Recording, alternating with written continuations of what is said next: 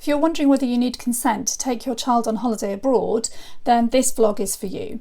Hi, I'm Caitlin Jenkins, I'm the family law vlogger. Just a quick vlog today based on a question that a couple of clients have asked me, which is about whether you need your consent of your other partner, your other spouse or partner, to take your child on holiday abroad, or whether you can do so anyway. So the basic legal position is this. If you have parental responsibility and your other partner, whether it's your spouse or if you're not married, your unmarried partner, have parental responsibility, neither of you can take your child on holiday out of the jurisdiction of England and Wales without either the consent of the other or permission of the court. And if you do that, then it could be a criminal offence. So it is best not to do so, obviously, because otherwise it could cause you some quite significant difficulties. So the only exception to that is if you're a parent who has parental responsibility and you also have what's called a live with order, so the court has made an order that the child lives with you, then in those circumstances, if you're the parent with the live with order, you can take the child on holiday out of the jurisdiction for up to a month, provided you then bring them back at the end of that period of time, and you can do so without the express consent of the other parent. Now, as a matter of course and as a matter of practical approach, even if you have that live with order and you can theoretically take your child out of the jurisdiction on holiday for a month, you should tell the other parents and let them know what the details of the trip are. And you should do that in advance. Because it is still open to the other parent if, for example, you were wanting to take the child to an area of the world that was very unstable or had a lot of difficulties, it is still open to that other parent still to say that they don't agree to that specific trip, but therefore you should really share the information up front before you go.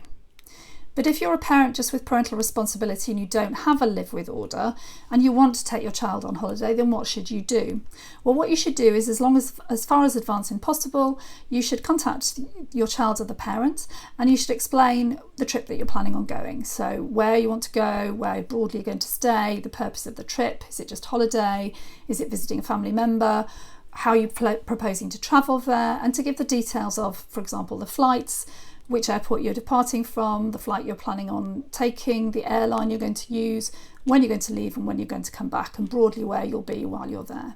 You should give all of that information to the other parent as far in advance as possible and ask their permission to go. Now, if the parent gives that permission, then great, you've got their permission, and preferably have it in writing so that you know you've got the permission to travel and you can prove it if you need to. If the parent won't give permission for whatever reason, then depending on the circumstances, you may be able to make an application to the court for permission to take your child on that trip. And the court will make that decision based on what's in the child's best interests. So they'll want to understand the rationale for the trip, on all the details, etc. And they'll also want to understand from your child's parent why they say it isn't in the child's best interests for the child to go on that trip. So overall, therefore, if there aren't any court orders about where your child lives and you just both of you separated but parenting separately and you have parental responsibility, then you can't take your child out of the jurisdiction of England and Wales without the permission of the other, even for a holiday.